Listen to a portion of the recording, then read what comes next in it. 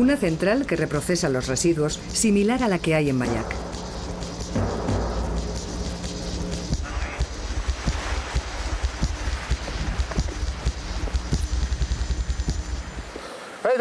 Aquí nos encontramos justamente en línea con la tubería de desagüe de residuos radiactivos que procede de la fábrica Kogema, de La Hague. Justo a mis espaldas está la fábrica. La tubería penetra en el mar y vierte su contenido a 1700 metros del cabo de La Hague. A través del conducto que pasa por debajo de nosotros se arroja al mar cada año el equivalente a 33 millones de barriles de 200 litros de residuos nucleares. Si esos productos se acondicionasen en barriles, desde 1993 estaría totalmente prohibido deshacerse de ellos.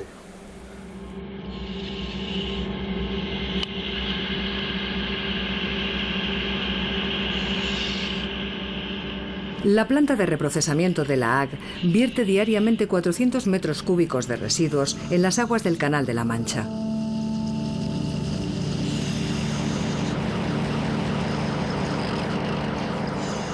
Algunos isótopos, como el yodo 129, pueden ser detectados en zonas tan remotas como el Ártico.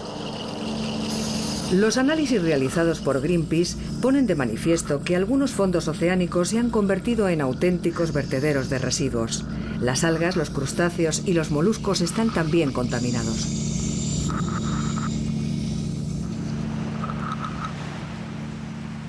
Tras la laboriosa investigación llevada a cabo en la tubería y de todo lo que habíamos demostrado, caímos en que había otro agente problemático, los gases tóxicos.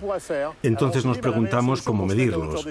Pensamos que la mejor solución para llegar hasta la altura de la chimenea era utilizar una cometa, así que construimos una, a lo largo de cuyo cable montamos un pequeño tubo y seguidamente bombeamos el aire. Recogimos los gases que salían a la altura de la chimenea en el exterior de la instalación y comprobamos los resultados. Y descubrimos los altísimos niveles, decenas de miles de becquereles por litro de aire, de todos los productos radiactivos arrojados por la planta de La Hague. Resulta que nadie los había medido nunca, éramos los primeros. Tras encontrar criptón en el medio ambiente, comprobamos lo que estaba ocurriendo. Para ello nos servimos de un software estadounidense, el mismo que usa Kogema para estudiar la dispersión del criptón 85. Y partiendo de la fuente del criptón, es decir, la chimenea de la planta, seguimos la evolución de las emanaciones sobre Europa. Y vimos que al cabo de 2 o 3 días, según la dirección del viento, casi toda Europa se había visto afectada por las emisiones. A modo experimental, tomando medidas desde el techo de la Universidad de Gand, en Bélgica, o desde el techo de la Universidad de Ginebra, pudimos determinar sin la menor dificultad el calendario de reprocesamiento de residuos de Kogema La Hague.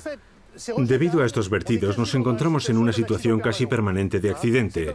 Es como si tuviésemos un problema en una central nuclear y esta tuviese una fuga radiactiva. Estamos en una situación de riesgo solo que legal.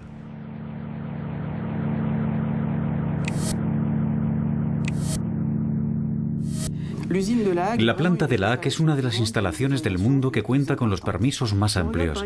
Si observamos la cantidad de criptón que ha sido vertida por todos los ensayos de armas nucleares hechos hasta la fecha, los 500 ensayos atmosféricos de armas nucleares representa esta columna de aquí. En cambio, vemos que la planta de La Hague, en un solo año, por ejemplo el año 1990, ha arrojado a la atmósfera más criptón 85 que todas las explosiones atómicas que han sido llevadas a cabo por el hombre durante decenios. Y como el periodo de difusión del gas es de 10 años, se va acumulando progresivamente en la atmósfera. Si nos fijamos desde los 60 hasta hoy, la década del 90 y la primera del 2000, la concentración de criptón radiactivo en la atmósfera del hemisferio norte no ha cesado de aumentar. Y eso se debe a los vertidos de residuos, incluidos los de La Hague.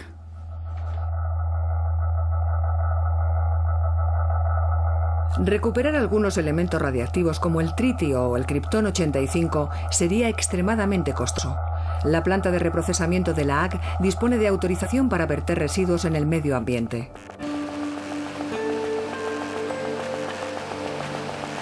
La planta de reprocesamiento de La Hague cuenta con su propio equipo que se encarga de tomar muestras y medir la lluvia radiactiva. Nos reunimos con el gerente, acompañado por el responsable de comunicación del centro. ¿Los residuos de la planta contaminan el medio ambiente? No. Yo no hablaría de contaminación. Basándonos en nuestras mediciones, detectamos una radiactividad natural. Estamos, por así decirlo, en el umbral de la radiactividad natural. Si no hablamos de contaminación, ¿cómo lo definiría?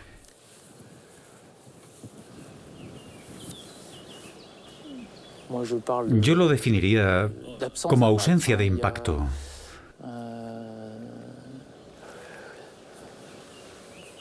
Ahí, no sé, vamos a cortar porque...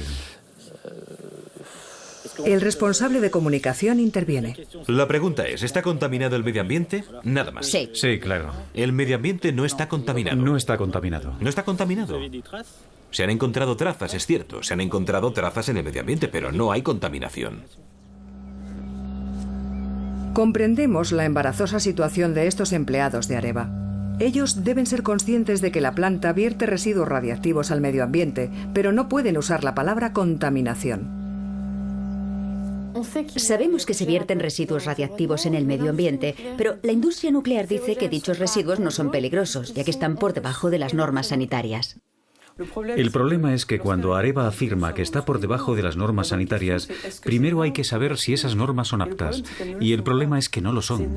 Esas normas se basan en el modelo de Hiroshima y Nagasaki, donde la población se vio expuesta a una radiación intensa, pero de índole externa y muy breve. El caso de la AAC es muy distinto. La gente que vive alrededor de la planta respira y come permanentemente elementos poco contaminados procedentes del aire y de la cadena alimentaria, y por lo tanto su cuerpo absorbe a niveles muy bajos, pero de forma continua, dosis de radiación en su interior. Es lo que denominamos una contaminación interna y crónica a niveles muy bajos. No es en absoluto el mismo sistema ni el mismo modelo. Lo vimos, por ejemplo, en Chernóbil. Basándose en Hiroshima y Nagasaki, los científicos dijeron: cerca de Chernóbil nunca se dará un aumento del cáncer.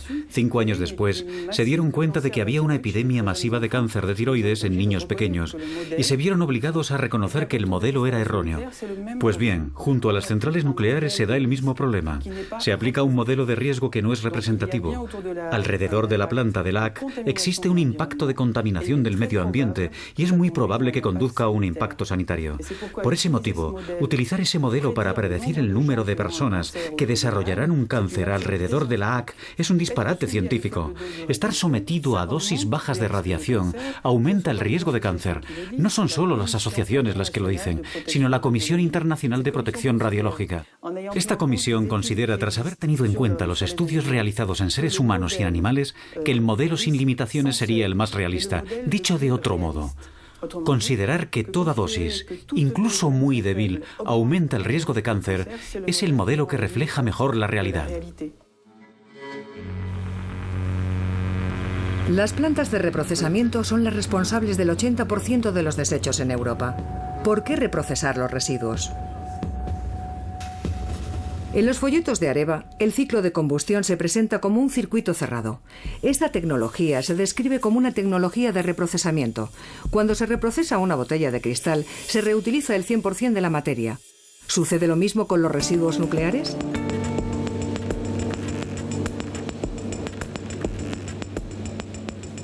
El grupo Areva nos permite visitar la planta de reprocesamiento de la AAC.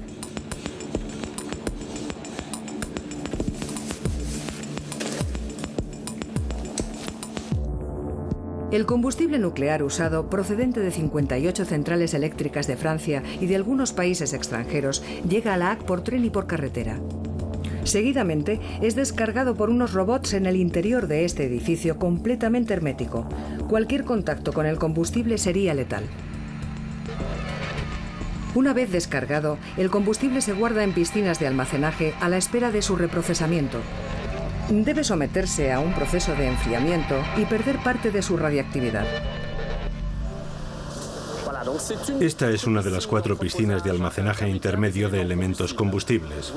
En esta piscina hay 9 metros de agua, 4 de los cuales se encuentran por encima de las cestas y nos protegen integralmente de la radiación. La propia agua está contaminada por las partículas procedentes de los reactores y se filtra de forma permanente mediante las bombas que se ven a lo largo de la piscina.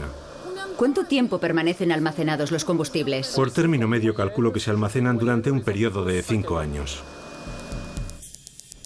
Cuando sale de las piscinas de almacenaje, el combustible usado se corta y se disuelve. Mediante este proceso se separan los distintos metales. El resultado es un 95% de uranio, un 1% de plutonio y un 4% de residuos finales. El reprocesamiento no elimina, por tanto, la radiactividad, pero la concentra en el residuo final. Se trata de un residuo extremadamente peligroso que contiene el 99% de dicha radiactividad. Seguidamente se funde en cilindros de vidrio y se almacena en pozos. Si tomamos, por ejemplo, un reactor de 1000 megavatios, dicho reactor va a producir cada año 20 toneladas de combustible usado. Y a partir de esas 20 toneladas de combustible, nosotros vamos a producir entre 15 y 20 contenedores de vidrio. Es decir, un reactor producirá, en términos de residuos de alta actividad, el equivalente a esta superficie de suelo. Si eso lo trasladamos al parque nuclear francés, toda la electricidad de origen nuclear que consume Francia, el 80%, generará cada año únicamente esta superficie en términos de residuos de alta actividad. La superficie que ocupan estos contenedores de vidrio es relativamente pequeña, pero seguirán siendo peligrosos durante varios centenares de miles de años. El plutonio es reutilizable. Contiene grandes cantidades de energía. Mezclado con uranio, forma un nuevo combustible, MOX. Pero el mayor volumen de materia recuperada durante el reprocesamiento es uranio. Representa el 95% de los residuos. No pudimos averiguar qué sucede con él. Si el reprocesamiento es realmente un reciclaje, ¿cómo se reutiliza el uranio? ¿Qué se hace con el uranio reprocesado de la EDF? El uranio reprocesado se guarda en el centro de residuos de Pierre Lat. Y el cliente lo reutiliza en el momento que lo desea. Es una especie de depósito incorporado, una reserva de energía de materia prima, ya que la energía nuclear tiene la característica de ser una energía reciclable. A partir del momento en que el cliente nos lo solicita, el uranio se envía a otras instalaciones en los Países Bajos o en Rusia, donde se le somete a un nuevo proceso de enriquecimiento. El grupo Arevano dispone actualmente de esa tecnología, de modo que el uranio salido de la planta de reprocesamiento se envía a las instalaciones de Europa o de Rusia para ser posteriormente reinyectada en el ciclo. Parte del uranio francés va a Rusia. ¿Qué sucede exactamente con él?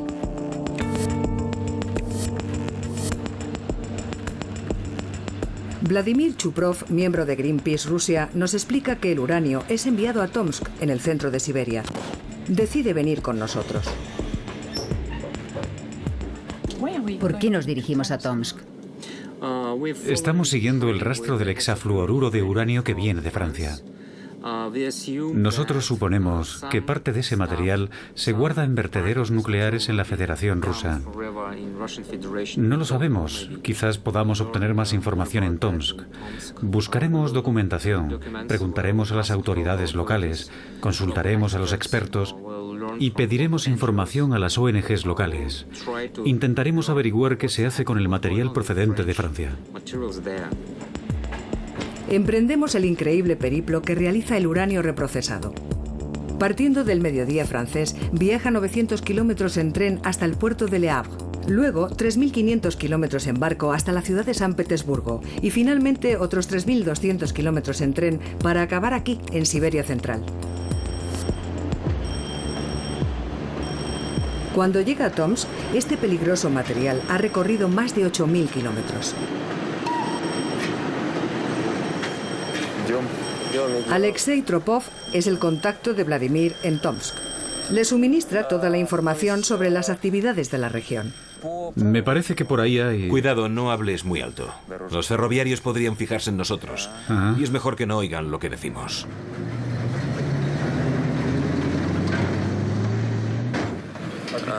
Lo que hacen habitualmente es transportar el uranio y los materiales radiactivos en dirección a Seversk.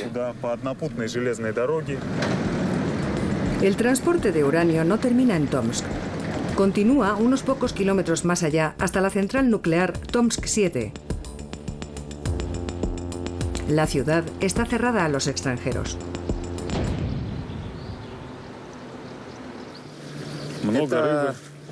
¿Esa es la ciudad secreta de Tomsk 7? Sí, también la llamamos Seversk. ¿Cuántos habitantes tiene? Unos 125.000.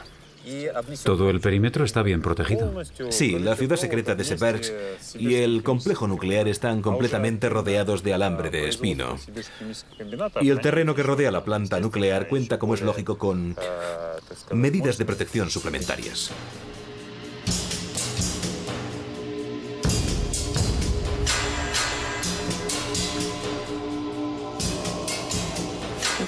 Este es el tren. Seversk. Ese es el tren, sí. Ahí está. Acércate más. Bien, esta es la planta militar, con las torres de refrigeración. ¿Qué es esto? Ese es el lugar. Ese es el problema.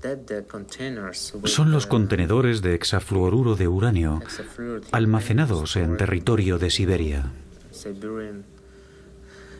Y estos puntos que se ven son... ¿Contenedores?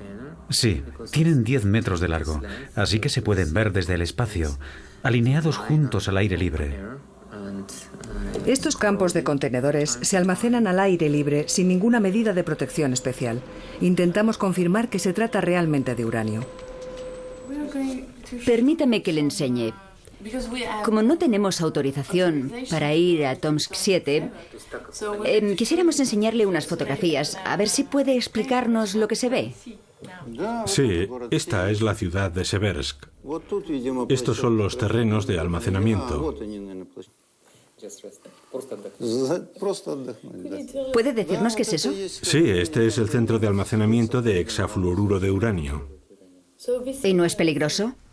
No debería haber ningún peligro. Si hubiese sido necesario un techo, lo habrían construido. Entonces, ¿no constituye ningún riesgo para el medio ambiente ni para la salud? No, porque no hay fugas. Son contenedores estancos. El único riesgo es que un avión se estrelle contra ellos. En tal caso habría una nube contaminante. Pero se encuentran lejos de los barrios habitados. Si le soy sincero, tenemos un territorio tan vasto que el hecho de que algunas hectáreas estén ocupadas por esos contenedores personalmente no me causa la menor inquietud. ¿Qué se hace con el uranio francés una vez que llega aquí? Lo transformamos. Lo trasvasamos de los contenedores utilizados para el transporte a contenedores locales. Luego lo enriquecemos con uranio 235 para que pueda servir de combustible a las centrales nucleares. Después de la transformación, el combustible se reenvía a Francia en forma de gas enriquecido. ¿Quiere decir que la totalidad del uranio que llega de Francia regresa otra vez allí? No, en absoluto. El 80%, puede que incluso más. No conozco la cifra exacta, pero en torno al 80% del uranio empobrecido se queda aquí, almacenado en nuestro depósito. Francia abandona toneladas de uranio empobrecido en una zona recóndita de Siberia. No es altamente radiactivo, pero sigue siendo el tipo de residuo que debe ser supervisado y almacenado en buenas condiciones. De regreso en Francia, EDF, propietaria de las centrales nucleares francesas, confirmó la información descubierta en Rusia. El 90% del material restante se deja en Rusia después de ser enriquecido. Y este nuevo dato cambia el resultado final del reprocesamiento. Después de ser enriquecido, el 90% del uranio restante no es reutilizable. Finalmente, resulta que el reprocesamiento de residuos permite reciclar únicamente un 10% del material, un porcentaje muy alejado del 96% anunciado por Areva, que utiliza esa cifra para presentar la energía nuclear como una energía reciclable. Este bajo nivel de reprocesamiento se logra a costa de un transporte peligroso, una alta contaminación y una lluvia radiactiva en el medio ambiente. La elección de esta tecnología es por lo tanto cuestionable. Solamente 3 países del mundo han escogido esta solución: Francia, Inglaterra y Japón. Pero eso no quiere decir que otros países hayan resuelto el problema de los residuos. En los Estados Unidos, las barras de combustible usado se guardan en el interior de contenedores reforzados y se almacenan alrededor de las centrales nucleares. Para muchos científicos, este es el mejor método, ya que se evita la manipulación y el transporte. Pero la técnica menos costosa y la más generalizada en el mundo es sencillamente dejar el combustible usado en grandes piscinas de almacenamiento a la espera de encontrar una solución final.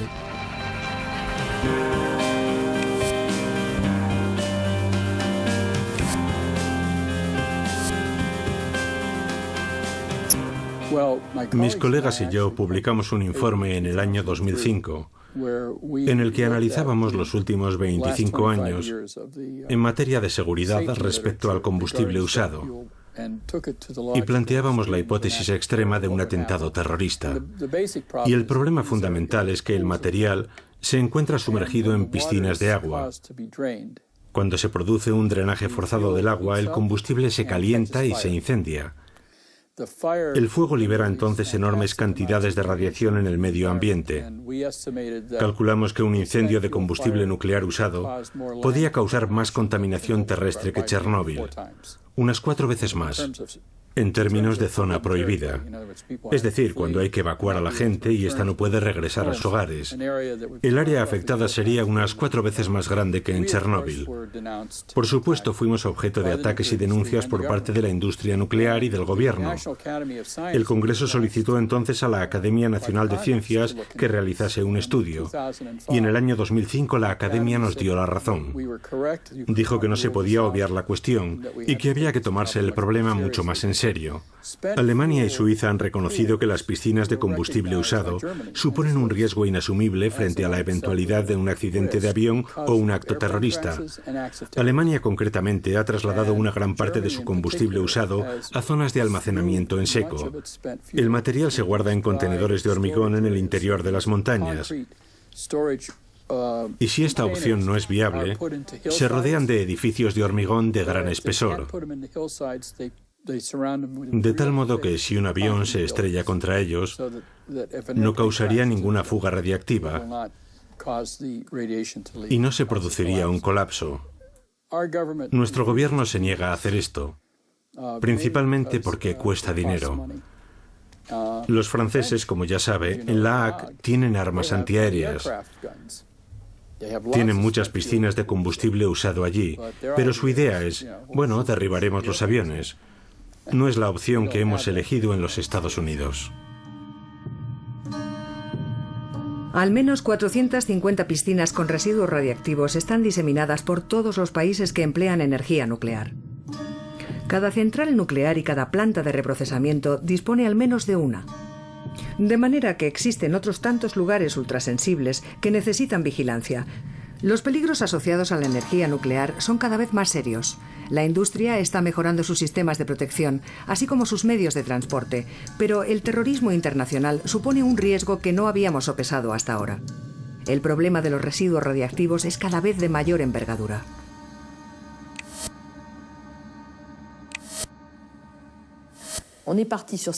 Adoptamos esta tecnología apostando a que seríamos capaces de saber tratar los residuos. La apuesta se hizo en los años 70 y 40 años después, 2010, todavía no la hemos ganado. No hemos encontrado soluciones para los residuos. Su tratamiento podría hacerse mediante la reutilización masiva, que no es el caso del MOX. O podría hacerse mediante un sistema que permitiese incinerar los residuos nucleares, cosa que no existe. Así que de momento es lo que hay. Por eso no podemos hablar de una energía sostenible, tal como entendemos hoy las energías sostenibles. En Francia la energía nuclear es como una religión, compartida por la gran mayoría de la clase política de izquierda y derecha, y hoy alimentada por la cuestión del cambio climático, en el sentido de que lo nuclear va a salvarnos, de modo que es casi un sentimiento religioso contra el que es muy difícil luchar. Yo misma no formo parte de la corriente antinuclear. No estoy a priori contra la tecnología nuclear, aunque sé que plantea muchos problemas. No estoy tan segura de que sea económicamente rentable.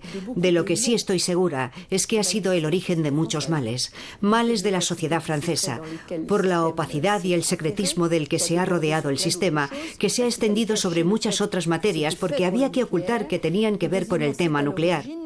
Y en segundo lugar ha sido el origen de una parte de nuestras dificultades económicas actuales, en la medida en que lo hemos apostado todo a la energía nuclear, a costa de no haber desarrollado las energías renovables, la eficacia energética, los nuevos materiales, y que nuestra industria va a remolque.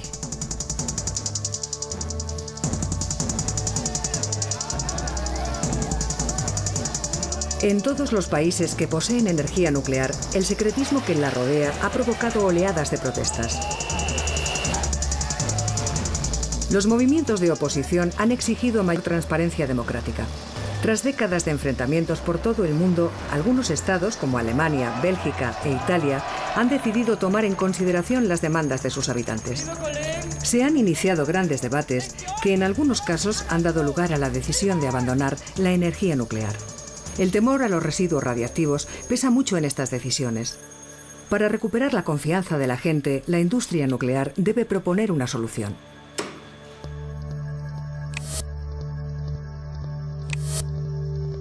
Las últimas investigaciones ponen de manifiesto que podríamos comenzar a ver el principio de una solución hacia el año 2050, gracias a la transmutación.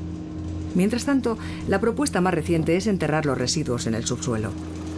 La planta de Bure, en Francia, fue escogida para albergar un laboratorio único en el mundo.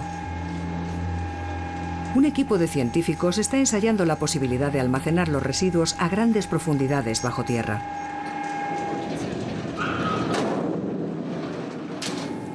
Bueno, vamos allá. Sí, ya está. Ya está. Vamos a descender a 490 metros, en medio de la capa de arcilla que estamos estudiando, que se encuentra entre 422 y 552 metros de profundidad.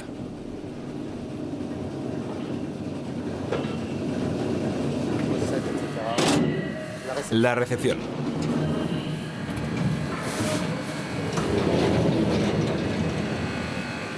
El laboratorio se encuentra en el centro de una enorme burbuja de arcilla, escogida por su impermeabilidad al agua. En esta capa geológica vamos a instalar los residuos. Los de alta actividad y vida larga y los de media actividad y vida larga. Es decir, ¿residuos altamente radiactivos? Los residuos más radiactivos. De manera que lo que estudiamos aquí son las propiedades de confinamiento de la roca para confinar durante periodos muy largos, decenas de miles de años, cientos de miles de años, la radiactividad. ¿Por qué? ¿Porque estos residuos son peligrosos? Son obviamente residuos muy peligrosos y al cabo de varios miles de años los envases de los residuos sufrirán una degradación. Por consiguiente, es necesario que la roca asegure el almacenamiento de todos los productos radiactivos de manera que queden confinados durante el tiempo de duración del decaimiento radiactivo. El hormigón, acero inoxidable y vidrio que confinan la radiactividad terminarán desapareciendo. Los residuos se liberarán y se desplazarán lentamente a través de la capa de arcilla, emergiendo a la superficie. Los residuos serán peligrosos al menos durante 200.000 años. No deben salir antes al entorno. Los cálculos y decisiones de los ingenieros son vitales para el futuro. Hay que tener en cuenta que si el centro de almacenamiento se construye entre los años 2025 y 2030, tendrá un periodo de explotación de entre 70 y 100 años. Cuando termine esta fase, el centro será vigilado durante unos 200 años más. Después, si puede continuar siendo vigilado, lo será. Pero es posible que la memoria se pierda. Así insisto en que es importante que el centro de almacenamiento sea seguro, para que si se pierde la memoria no se produzca ningún tipo de daños. ¿Cabe la posibilidad de que un día un arqueólogo se encuentre con esos barriles? Existe el asunto de la memoria. Hay dos opiniones que han aparecido espontáneamente en el debate. Están los que dicen, no, es absolutamente necesario marcar la superficie bajo la que se encuentran los centros de almacenamiento con obras gigantescas. Tal vez obras de arte, porque el arte lo preservamos, nos acordamos de él. Es hermoso. Podrían ser pirámides o algo parecido. Y luego hay otros, también gente de la calle, que opinan, no, todo lo contrario, hay que banalizarlo, porque si dejamos una marca y no olvidamos dónde está, el hombre del futuro será igual de curioso que nosotros, y habrá un arqueólogo que se lanzará en busca del centro de almacenamiento. Esto resulta casi poético. Estamos dentro del ámbito de la ciencia ficción y cualquiera puede estar equivocado o tener razón, pero no lo sabremos hasta dentro de 100.000 años. Pero en cualquier caso, es mejor confiar en el hombre o en la geología. La lógica del almacenamiento es estabilidad en la profundidad, aunque finalmente los residuos vuelvan a aparecer.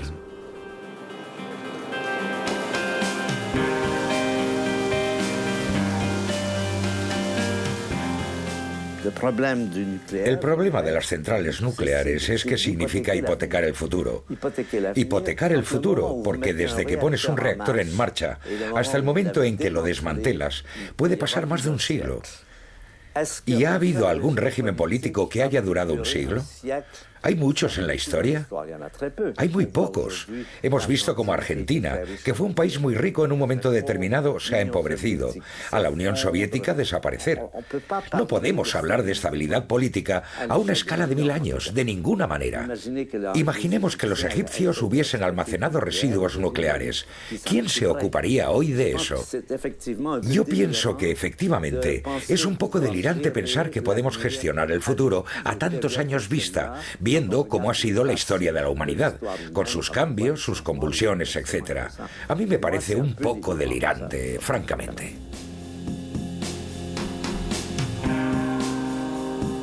¿Qué aspecto tendrá este paisaje dentro de 200.000 años? ¿Habrá una ciudad, un mar de hielo, un océano o un campo de flores como hoy? La energía nuclear nos exige considerar periodos de tiempo muy prolongados.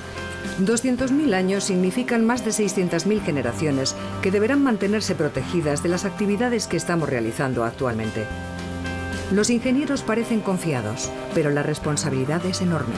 Deben garantizar la seguridad de 600.000 generaciones. ¿Podemos confiar en ellos?